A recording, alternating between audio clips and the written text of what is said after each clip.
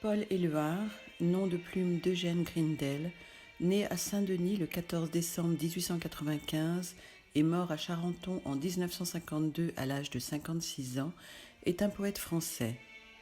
En 1916, il choisit le nom de Paul Éluard, patronyme, emprunté à sa grand-mère maternelle Félicie.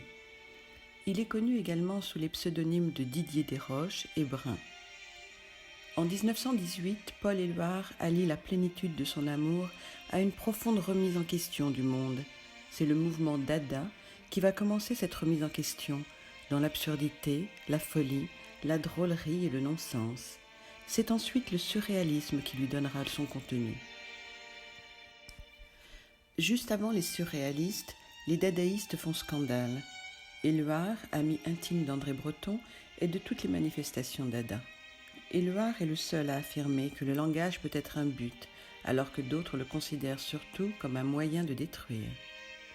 En janvier 1927, il adhère au Parti communiste français, avec Louis Aragon et André Breton. En 1933, il se fait ambassadeur du surréalisme et voyage en Europe afin de dénoncer le fascisme. À la Libération, il est fêté avec Louis Aragon comme le grand poète de la Résistance. Le langage de la poésie d'Éluard dépasse l'automatisme pur et ne se contente pas de mettre au jour le minerai de l'inconscient.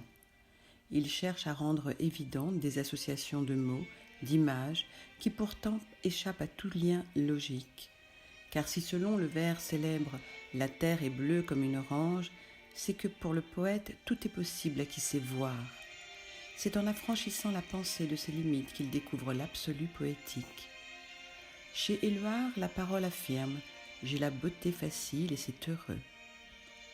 C'est également en combattant la mort et les atrocités liées à la guerre que le poète aspire à redonner un sens à la vie. Cette cohérence tient à la profondeur de l'invention d'Éluard, qui n'est pas seulement une manière de dire, mais une manière d'être. L'intuition fondamentale du poète est à l'origine de la revendication inconditionnelle du bonheur. Sa méditation poétique s'expérimente dans les remous de la vie personnelle. Durant les années de l'occupation nazie, il est celui qui ne se résigne pas, qui n'accepte pas. Le sommet est atteint avec Liberté, qui sera diffusé dans le monde entier.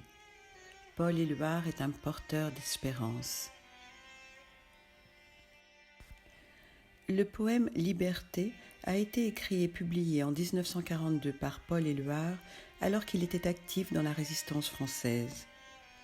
Le titre original du poème était surtout « Une seule pensée » et le texte était initialement destiné à la femme que le poète aimait, jusqu'à ce qu'il s'est aperçu que le seul mot qu'il avait en tête durant cette période de l'occupation allemande était le mot « liberté ». La paix et la communion avec le monde et la nature l'avaient emporté. Le poème est parsemé de références à la nature, à la synesthésie, et va des lieux impersonnels aux lieux très intimes. Le poème est ainsi devenu un symbole lors du refus des intellectuels français de se soumettre à l'oppression nazie. Il a été également publié à Londres et des milliers d'exemplaires ont été largués et parachutés par les avions britanniques de la Royal Air Force au-dessus du maquis français occupé.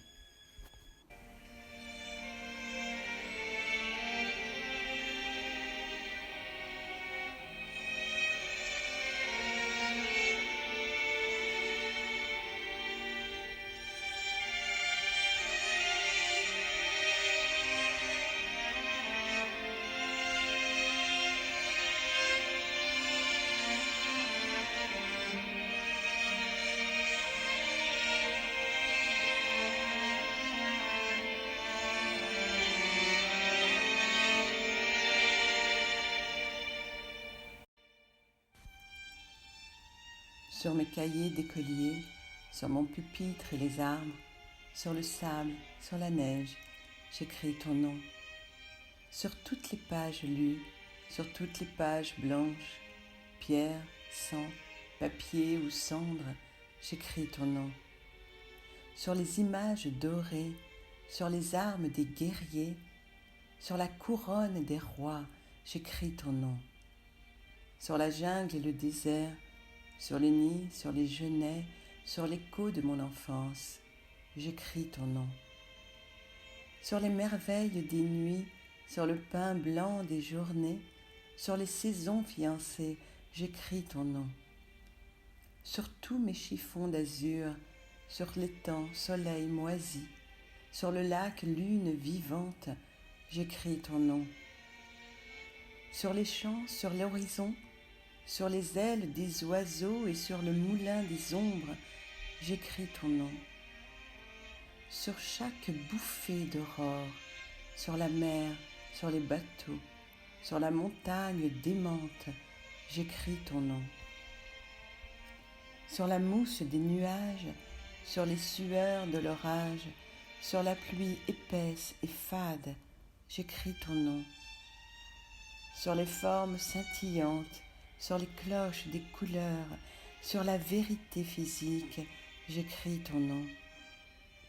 Sur les sentiers éveillés, sur les routes déployées, sur les places qui débordent, j'écris ton nom.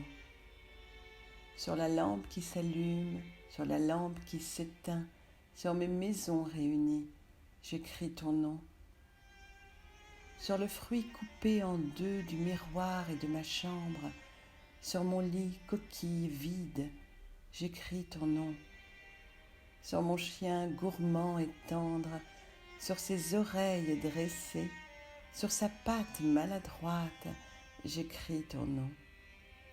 Sur le tremplin de ma porte, sur les objets familiers, sur le flot du feu béni, j'écris ton nom.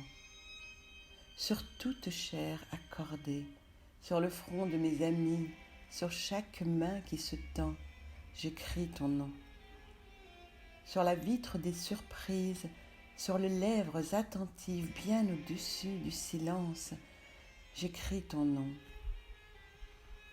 Sur mes refuges détruits, sur mes phares écroulés, sur les murs de mon ennui, j'écris ton nom. Sur l'absence sans désir, sur la solitude nue, sur les marches de la mort, j'écris ton nom. Sur la santé revenue, sur le risque disparu, sur l'espoir sans souvenir, j'écris ton nom. Et par le pouvoir d'un mot, je recommence ma vie. Je suis né pour te connaître, pour te nommer. Liberté.